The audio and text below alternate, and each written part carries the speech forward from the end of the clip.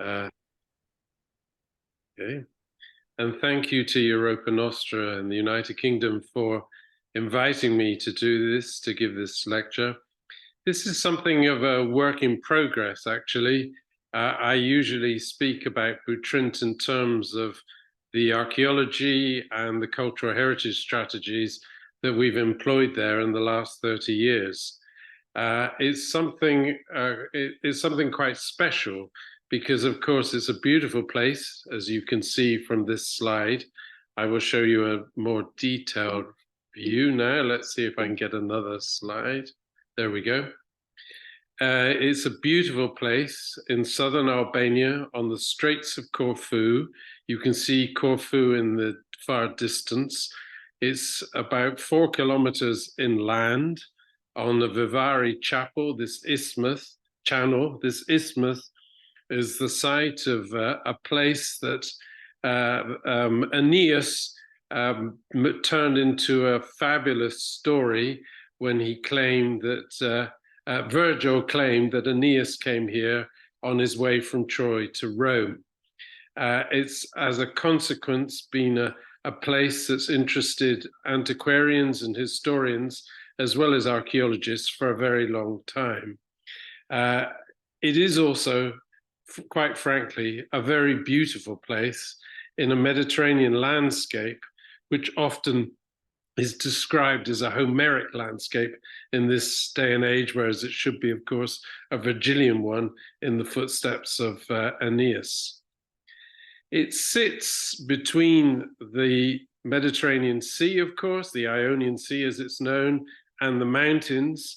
It's a site of about 19 hectares in its immediate category, which you can see there, but much of it lies outside the walled area, which we've explored over the last 30 years. Now, this site is one of several that have been listed as in grave danger. In August 2021, the United Nations Intergovernmental Panel on Climate Change showed how climate would impact various such sites, and that it would create sea level rises, in Butrint's case, certainly over the next 40 years, maybe a lot sooner, of between 1.6 and 1.8 meters. And you can see the various sites and Butrint listed there that the United Nations report signaled. And it's that issue that I'm going to come back to and talk about tonight. Now, Butrint today is Albania's premier visitor destination with about 300,000 tourists per annum. I'm going to talk about Albania in a moment. It serves as a part of a government-led tourist strategy to increase national revenues in what is a transition economy, helping Albania, it's hoped, to become a candidate country for EU membership. This is all well and good, but again, I will come back to it in a moment because I suspect you will all be reflecting on that. Now, how to manage climate change. Much of this comes down to politics and a good deal of pragmatism and very much an evolving strategy. And that's what I wanted to really share with you tonight. No great revelations, rather a sharing opportunity.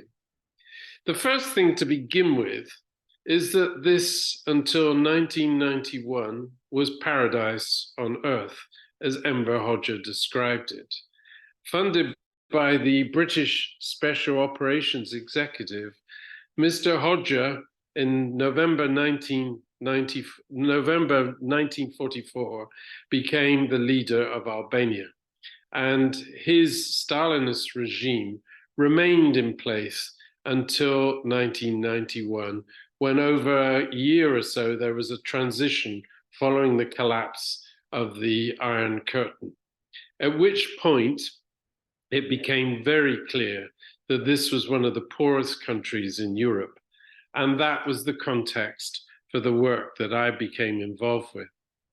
In 1992 and again in 93, Lord Rothschild and Lord Sainsbury, you can see Sainsbury to the left, Rothschild to the right of Jim Wolfenson, the president of the World Bank at Butrint in 1995.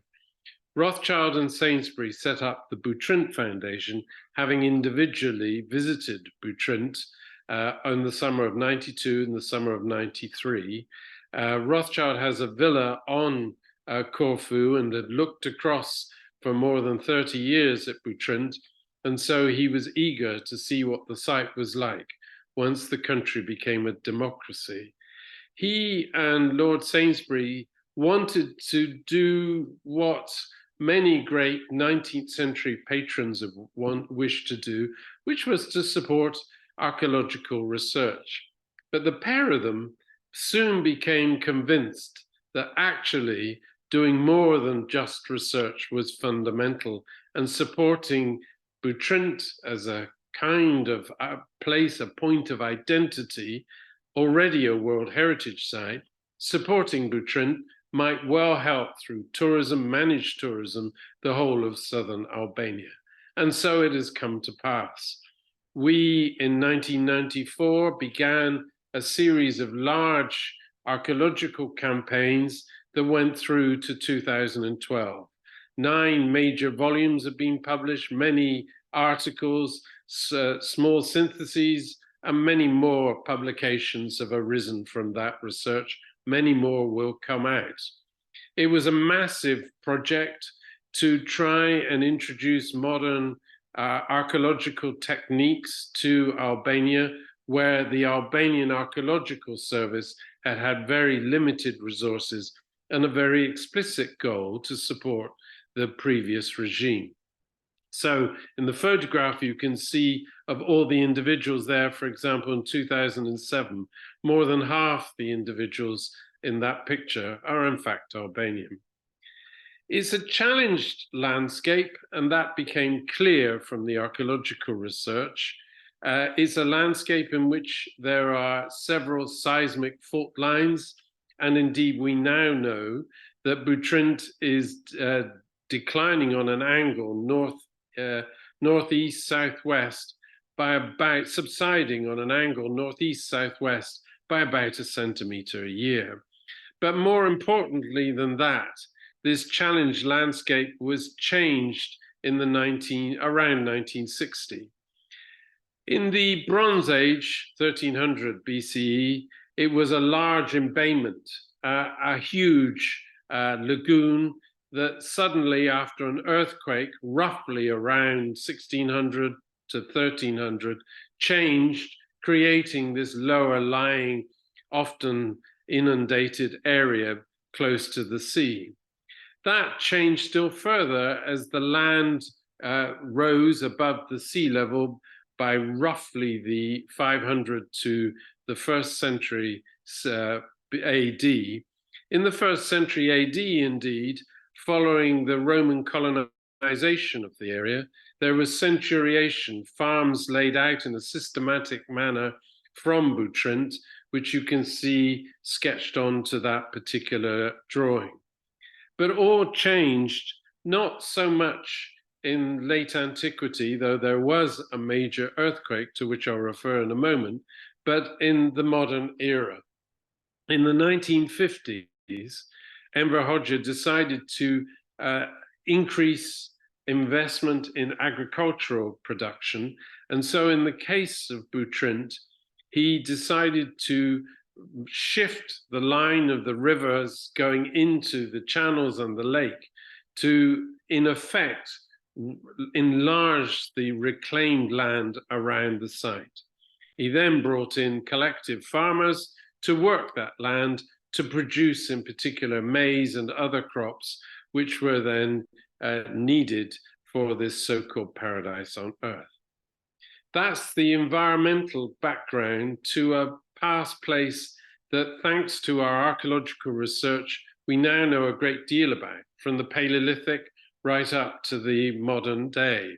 A Bronze Age hilltop settlement, an archaic sanctuary, a Hellenistic sanctuary, a place that figured in the Pyrrhic period of Epirus, and a late Republican Augustan colony, first identified by Julius Caesar, and a bishopric of some importance, as well as a port in the 5th and 6th centuries, a minor place in the Dark Ages, a revival in the 13th, 14th centuries, and then really its abandonment in the Venetian period when it simply became fortified fish houses. And when the Empire of Venice fell at the end of the 18th century, it was granted an Ottoman fortress, looked inward, and the fish houses then provided fish for Yanina inland.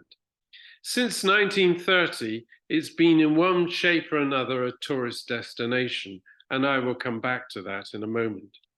It's a beautiful place with beautiful monuments of premier class. Here you can see the theatre that dates to the early 3rd century, remodeled for the great civic centre constructed by the Emperor Augustus. To one side, you can see here some of the 200 inscriptions that come from the theatre and the area around the original Hellenistic agora. It's a remarkable richness that you can see evoked in this drawing to give some sense of not just an isthmus setting, but also a suburb of some size. It has wonderful sculpture that was found in excavations at the end of the 1920s, and it has, as I've said already, a great civic center. This whole place, thanks to the archaeological record, we now know started to fall apart in the end of the 4th century when there was a major earthquake that ripped through the Forum, for example, and brought down many of the houses that we've excavated and published. That led to the area of the theatre being filled in with alluvium. It led to the big triconch palace besides the water that you can see there, the Vivari Channel. That palace was never finished, grand though it looks in the reconstruction, because it was inundated continually with water. In the 6th century baptistry that you can see in the last of the 4 photographs, it was created at a time when the water was regularly inundating the lower city and remained almost certainly well preserved as you see it today, largely because alluvium left it invisible until it was excavated in 1928. We found traces of remarkable archaeology from the 9th century, the rebuilding of the town in the 13th century, the making of the Venetian fortresses. There's one down on the left-hand side. And then lastly, the little Ottoman castle of Ali Pasha, which was designed to keep the British at bay just after the Napoleonic Wars. The first tourists came thanks to the Italian archaeological mission, and you can see them visiting the theatre, and you can see the water in the theatre from 1930. There had been earlier grand tourists like Edward Lear, and here's one of his paintings of the area. But in 1960, after the visit of Nikita Khrushchev, it was decided that this, rather than as a submarine base, which Khrushchev recommended, Enver Hoxha decided to use Butrint as a place to get visiting communists from other parts of the world to visit and to pay entrance fees and to support the country through that kind of structured tourism. And that's how it was when we arrived at Butrint in 1993, 30 years ago. 30 years ago, the scars of communism were staggering. The country had 1,000 cars in 1991. By 2000, it had the highest per capita number of Mercedes-Benzes in the world, many of them brought to Albania by nefarious means. But it had an energy that you had to admire and a consistent determination to become a European country. Everything about Albania actually is quite remarkable, despite this very tricky and difficult past. The first option that came to mind in 1991-93 when we arrived was to turn it all over to vast developments such as you see here at Saranda in the bottom corner and in Corfu in the larger picture. In other words, to emulate what other countries had done around the Mediterranean. We worked with the all the authorities and to try and offer a different vision for the future. That vision came to a head in the Saranda workshop supported by Getty, UNESCO, and the Albanian Foreign Ministry.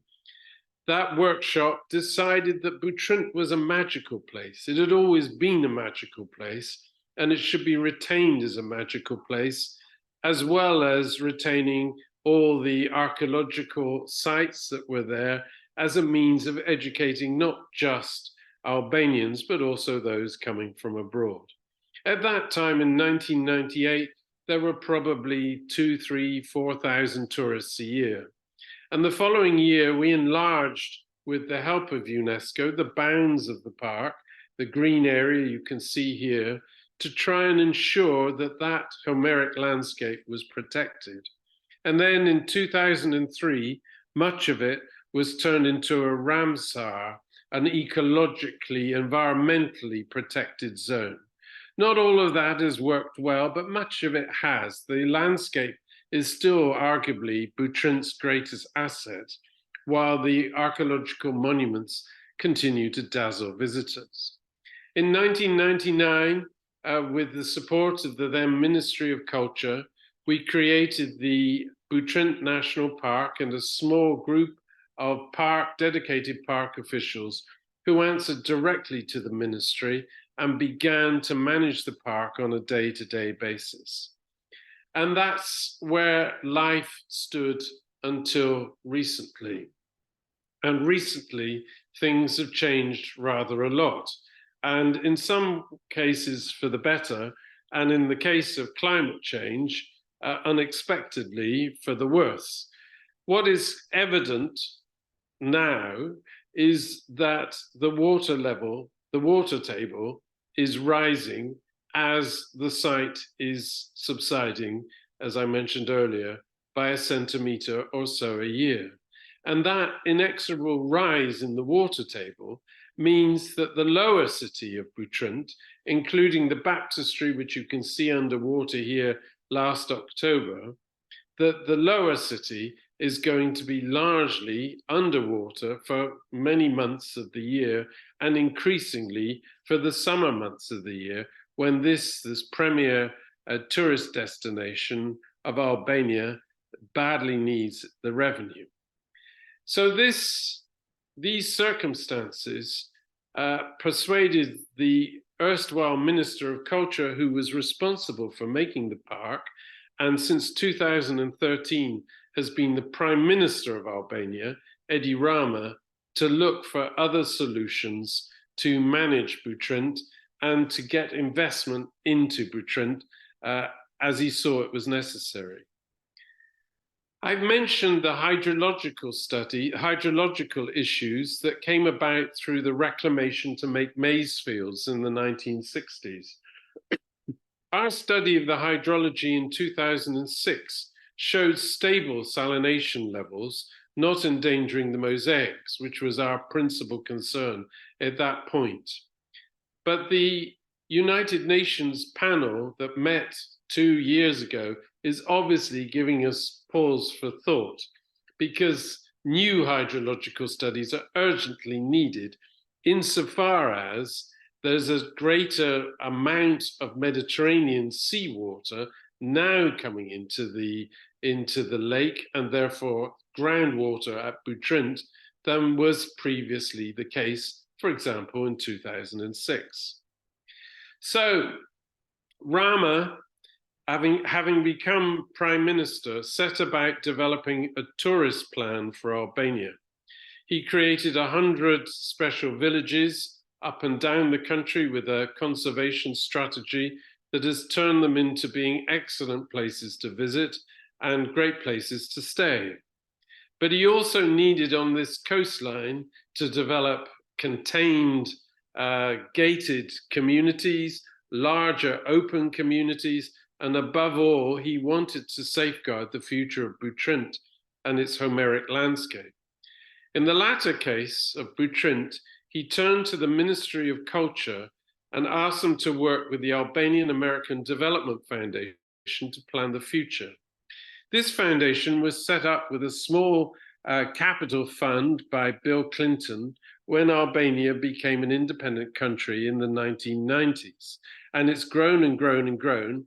And the AADF, as they're known, have invested in many cultural and other strategic developments, but none, I suspect, have caught the public's eye quite like Butrint. Many of them are major developments, like the new airport at Tirana, or, for example, the whole nature of insurance schemes for driving a car and such daily issues as that. The ministry and the AADF hired a British company experienced in planning, Prince and Pierce, to prepare a new integrated management plan. And together with those who'd worked at Butrint, including the Butrint Foundation, they put together a very detailed program, including new governance strategies and a business plan for the Ministry of Culture and the AADF, which was presented to Prime Minister Rama and accepted in just before the pandemic.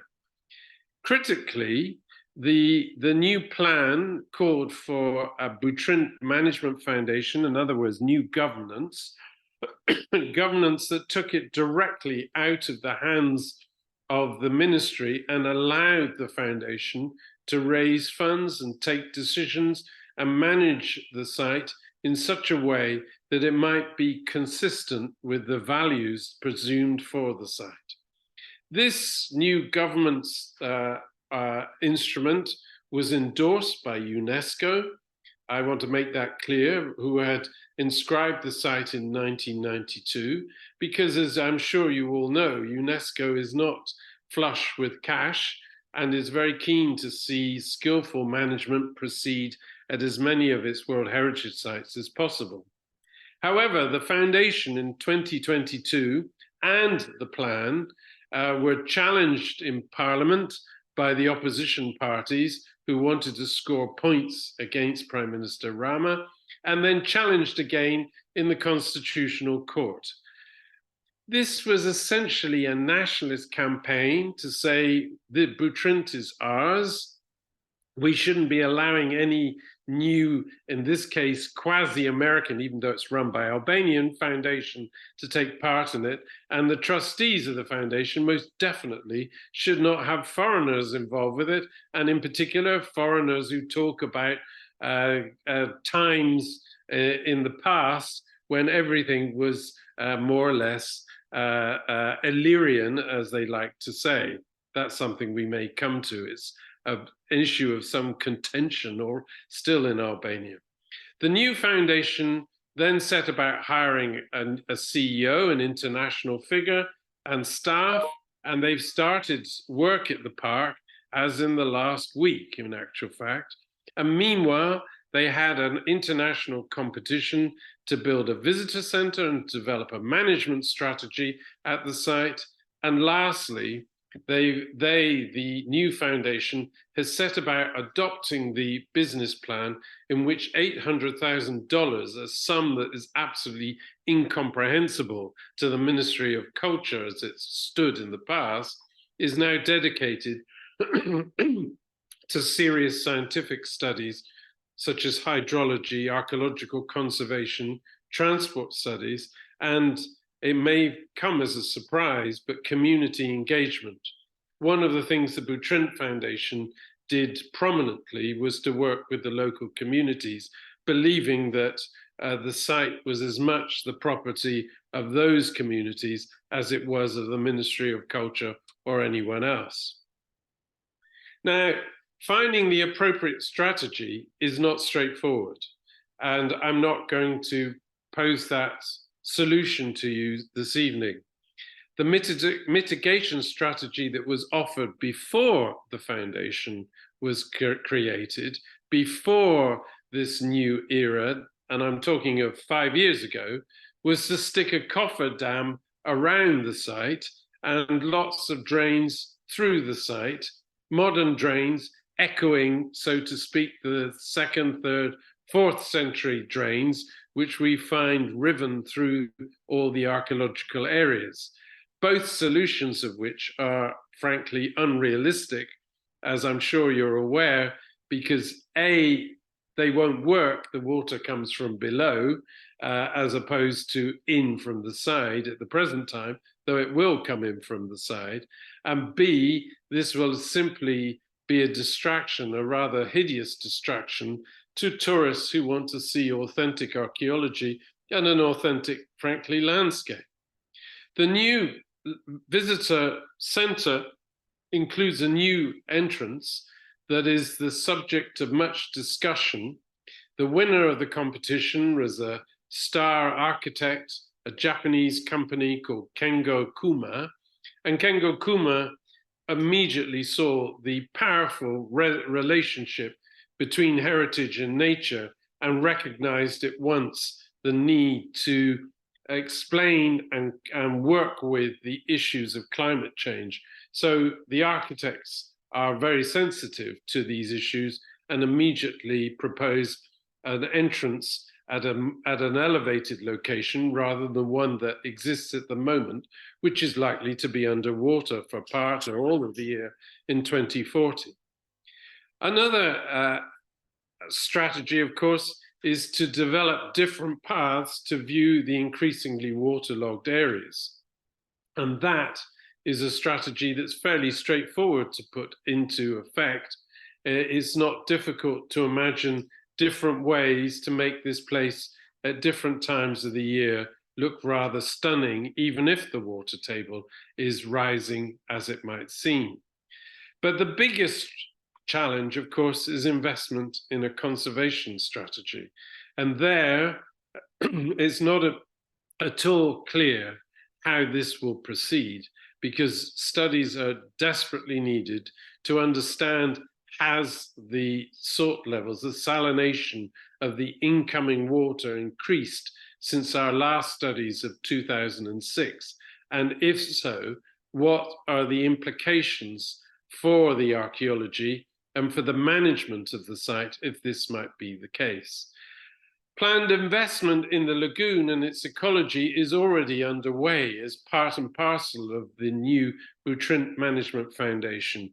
And we, the Butrint Foundation, have encouraged this, because I haven't really described to you tonight, but I could have described the whole place in terms of the other archaeological sites that are in this so-called Homeric landscape and would benefit from being linked in some way or another to the main World Heritage Site.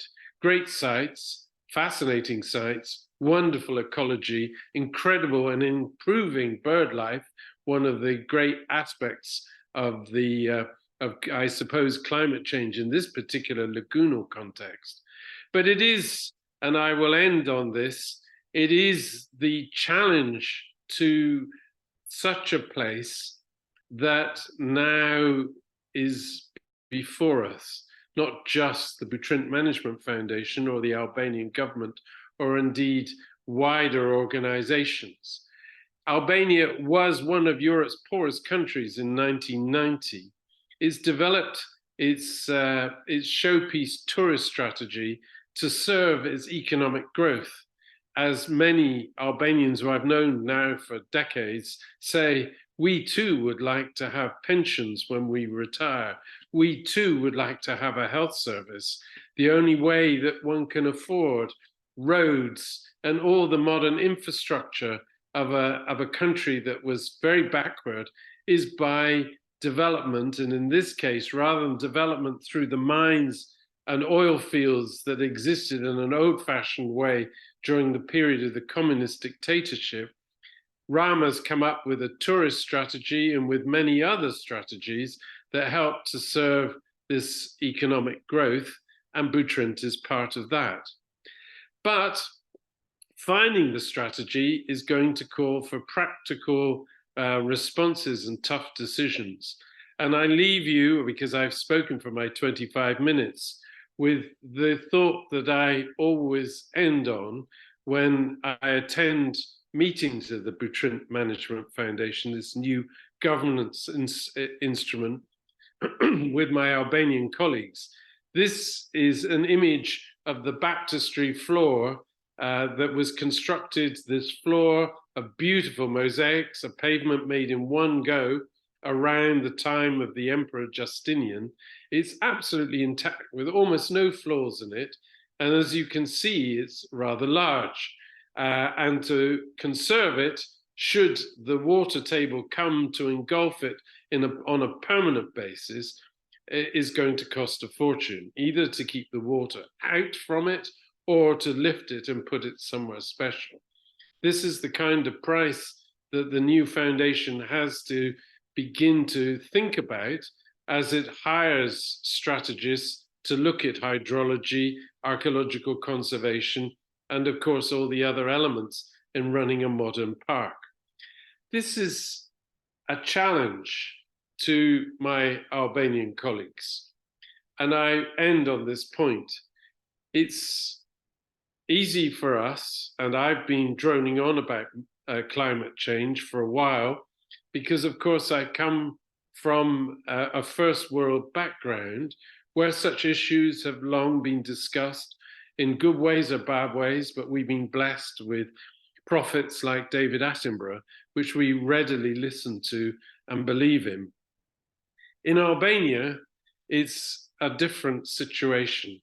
This is the first generation that's known cars, roads, in the modern sense of the word, have known all the accoutrements of the contemporary world as opposed to being cut off from it.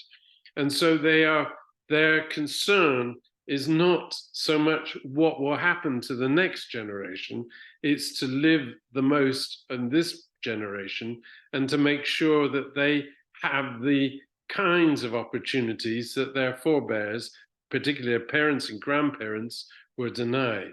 So it's an interesting moment as one tries to get across the fact that in 15, 20 years, if not sooner, if the United Nations panel is correct, if not sooner, this great mosaic will be underwater, and the challenge facing Albania and Albanians will be immense if it wants to preserve it. So on that thought, and with that overview of a very great deal of archaeological and cultural heritage activity, I will stop, and thank you for listening to me. I'm reluctant to take the image off the screen, Richard, because it's such a beautiful and powerful image. But so that we can see other people, I will yes. If I ask you to stop sharing, in that way we can allow the gallery. But I'm convinced that there must be many questions bubbling around. People are welcome to pop them in the chat, or if they would like to ask them. There's not so many of us. I think we could probably manage the logistics of that one. But while people are thinking, typing, and or working up the courage to put their hands in the air, I was really interested in that last provocation that you gave there, and I was finding myself thinking about your role. So I guess if we had asked you 5 to 15 years ago, certainly, what do you do, Richard? You would have said, I'm an archaeologist. And I wonder whether that's changed. Do you still say I'm an archaeologist, or are you perhaps now saying that you are a climate communicator or an ambassador? No, how's your sense of you changed because of all of this experience? It's very nice of you to say that, but in all honesty, I see myself as an archaeologist. I grew up in a small archaeological community in Wiltshire, and I've always believed. I worked in a national park in the Peak District for many years, and I've worked on many different projects. But when I went to Butrint 30 years ago, I stopped our Albanian colleagues, archaeologists, and said, just let me look at this site from a distance. And I realized I would have to report back to Lords Rothschild and Sainsbury that, wonderful though the archaeology was, it was actually the whole spirit of place that was more wonderful. And in identifying and protecting and carefully using that, one might help this tragic country in a successful way. And to a degree, that's come to pass. In some ways, it's excessive at Butrint because the numbers, in my view, are too high now. But I see myself as an archaeologist, and as an archaeologist, we have a responsibility to our communities because they're the ones who actually give us the opportunity to do what we want to do, if you see what I mean. Absolutely. The second thought that prompts is that I was thinking of Wiltshire and the rural landscape and Peak District, and thinking, I wonder if perhaps that has some influence on you being very sensitive to that interplay between the built and the natural environment. For sure, for sure. You go to somewhere like Avebury, or I remember as a child I'm old enough to remember going to Stonehenge when you went through the little kissing gate to get to the site, and there was no ticket booth there. And it was remarkable just to walk out onto the grass and see these stones. And it's that interface between the natural world, which at Butrint is spectacular. And I haven't talked about the migration of birds that come through there. It's that interface between the natural world and the archaeology, which I think almost all the tourists readily comprehend once they're there, including, I may say, Albanians who come there to get married because they like the idea of being photographed against the antiquity and then against the really pristine, as they see it, ancient landscape. Maybe they're part of your new ambassadors for the site. The newlyweds as the new ambassadors. Yeah. I see that Lisa's popped a question in chat, and I'm going to let her ask it herself, I think. I'm just wondering if perhaps, what is the most feasible next step to resolve the deadlock so that the new foundation can actually, get moving on helping the site? And, are they equally interested in the natural heritage and the cultural heritage? Because perhaps addressing, the climate impact might be a way to inspire action if politics is preventing the cultural heritage conversation. You put your finger on an interesting point, Lisa. Like many Mediterranean communities, they have wholly rejected their rural roots. You ask them where they come from, ask an Italian, a Greek, or you ask an Albanian, and they come from this village or that village. What that really means is their grandparents or great-grandparents came from that village. And they themselves have no real sense, for the most part, not entirely, but for the most part, about the value and merits of protecting the countryside. Rather, they want to suburbanize it in a sense that they can see in the parks in their towns. That means that the foundation, if I may say, the foundation with its Albanian directors, who I perfectly understand their backgrounds and in no way criticizing them, for them, first and foremost, it's a destination where there's heritage monuments. Whereas I think you will find most Britons who go there will say, wow, the trees are beautiful here. It's amazing to see these turtles in amongst the archaeological ruins and so on and so forth. It's a totally different kind of approach. How do you resolve that? So you resolve it by, of course, winning resources, which the Albanians respect. And Edi Rama, the prime minister, who's a very unusual Albanian in that sense, a great intellect as a leader. It's very rare in the 21st century to have someone who's an intellectual running a government. He is deeply concerned that there should be the first-class scientific approaches to managing these things. And he himself believes that will only come about if one collaborates with other foreign entities, for example, the EU entities or American entities, to try and make that happen. It's a challenge because, of course, there's a strong nationalist opinion in the country that doesn't want that.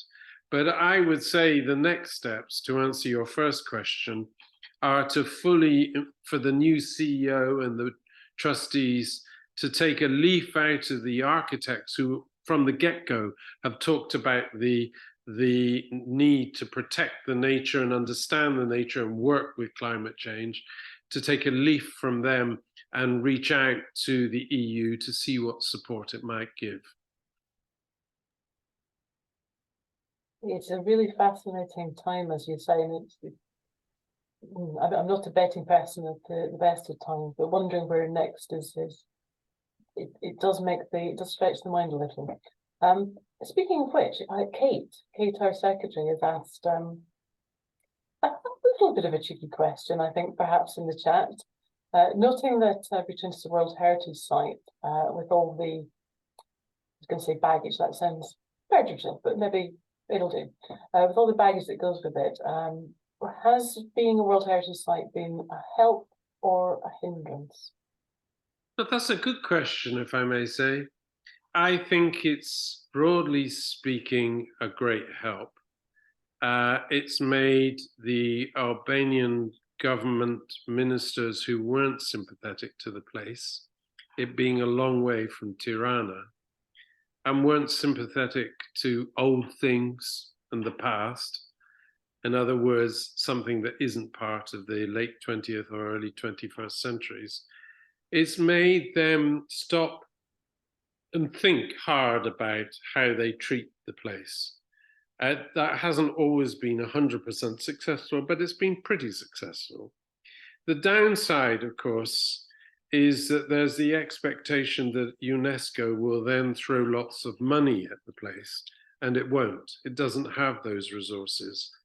What it will do is help, to follow up the previous answer, it will help to shape and guide and encourage, for example, EU partnerships that might well provide the kind of major resources that the site merits.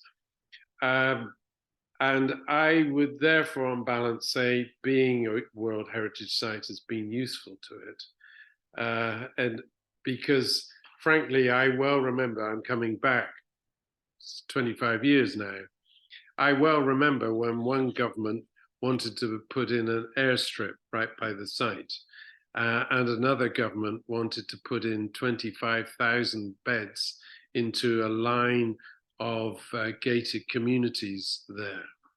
So none of which came to pass because the Butrint Foundation was able to deploy UNESCO's name to keep them away. I think both carrots and sticks are yes more sticks. Yes, true. I see a question from Rebecca, who's another of our community members. Her ears have picked up when you were talking about types of or community engagement and that aspect of the work that you do. So she's asked if you could say a little bit more about the kinds of community engagement activities that have been done and that are being planned to try and counter that nationalist backlash. Well, the first thing to make clear is, it's a good question, because the first thing to make absolutely clear is that under the communist government, it was a top-down, center-out, managed society. Butrint was actually outside the country's immediate bounds. You had to get a visa to go there until 1991, believe it or not, because it was close to the border with Greece, and therefore one might run away to this beastly capitalist country. So there was a terrible top-down system which we first encountered, with no sympathy whatsoever for local people. We worked with local people entirely because it's the nature of being an archaeologist for the most part. They're your workmen, they feed you, they do this, they do that, and you grow to know them day in, day out over long periods of time.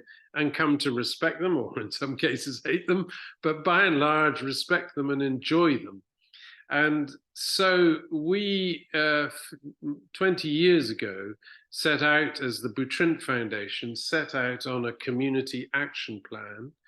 And we created, to cut a long story short, a shop for the community. And we trained members of the local communities, the villages hereabouts, to work in the shop, to sell their own sell their own artifacts, and that's gone on to this day. Where that will lead now is open to question.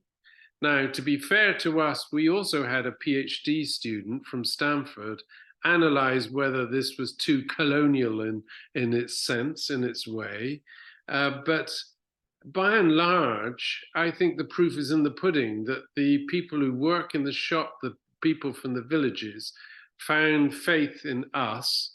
And so as a result, as we've shaped the new team for the Butrint Management Foundation, keeping faith with the local people has been immensely important. Where the community engagement program will lead remains to be seen, to be honest with you, because the present shop will be underwater.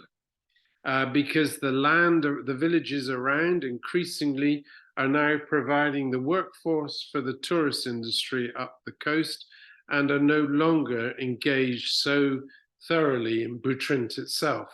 So there's a change, and an inevitable change. I think, having talked to the architects, that they are deeply committed to learning from other visitor centers around the world, particularly in transition economies, on how to engage with those communities. And I know that the new CEO is. Whether that can be done effectively or not in these changing times, that has to be seen. Because I should make clear, were they to have heard my talk tonight about climate change in the water coming up, they would have thought I was just talking a load of nonsense.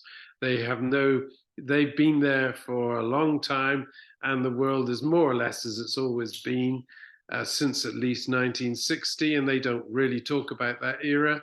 And so given those circumstances, they find the challenges of the changing planet a little difficult to come to terms with.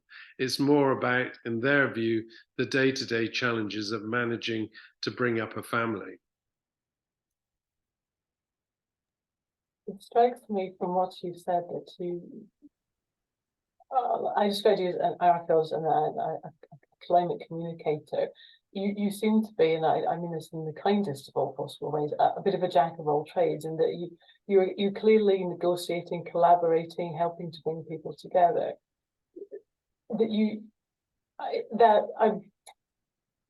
Sometimes I think we feel that cultural heritage practitioners don't necessarily wield the power of the influence, but you seem to be quite an interesting example to me of how that is possible. What do you think might be the secret of that success?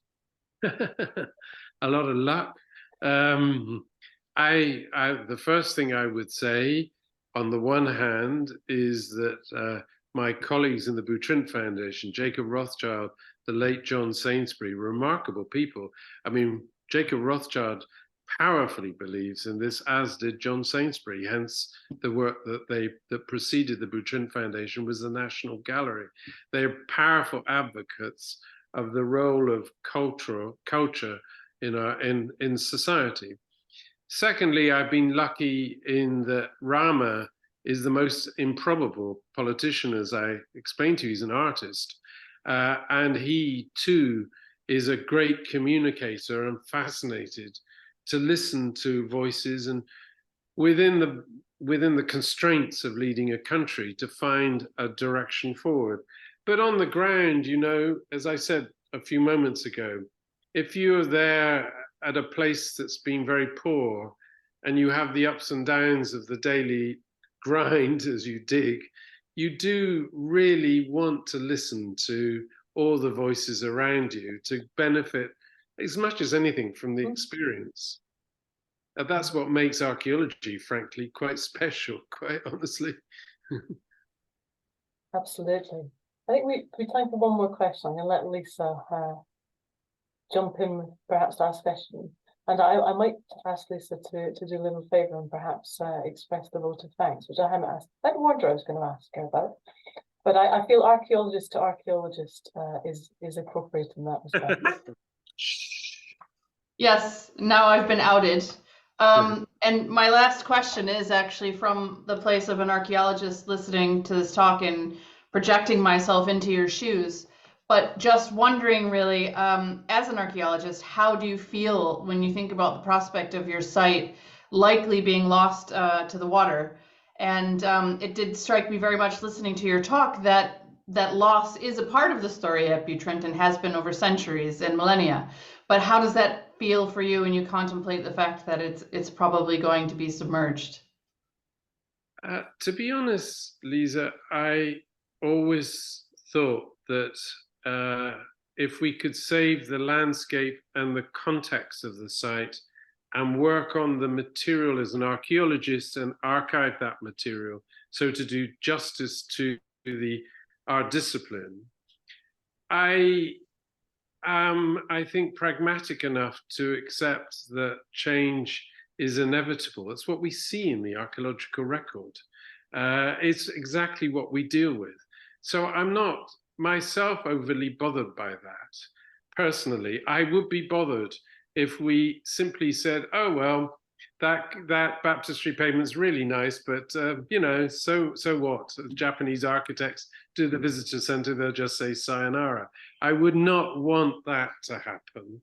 I would want to put one's back into seeing that protected.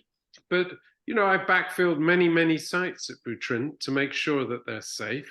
We've put, back in the 15, 20 years ago, we put many mosaics, which we recorded and have since published, having protected them back underground, so to speak. We buried them. So I'm not bothered by that. What I would be bothered by, though, to answer your question, because I think it's fair to say this, if the site, as a consequence of 300,000, or were it to get 1 million, God help us, visitors, was suddenly to change as a place and to become no longer have that spirit, I think that would be very damaging to it, and I would really dread that and not wish to go back. So that's my greater thought.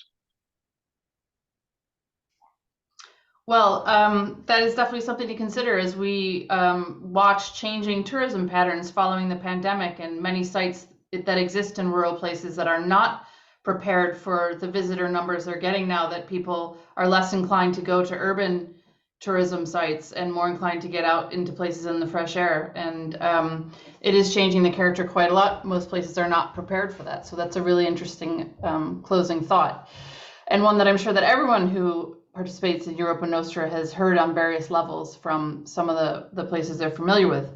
So thank you very much, Richard, for coming to talk to us about something that is quite a live issue. I wish that more people in your position were being more open about the kinds of climate challenges that are starting to face these really special and important places. And I do hope very much that the deadlock will be broken, and the fantastic plans that the Prime Minister and the Foundation have put in over time will be allowed to help the site to flourish into the future. So thank you very much again for joining us this evening. Thank you, Europa Nostra, thank you. And thank you everyone for joining us this evening. If you want to find out more about what Europa Nostra UK gets up to, do visit our brand new website and have a look while it's still shiny and fresh out the box.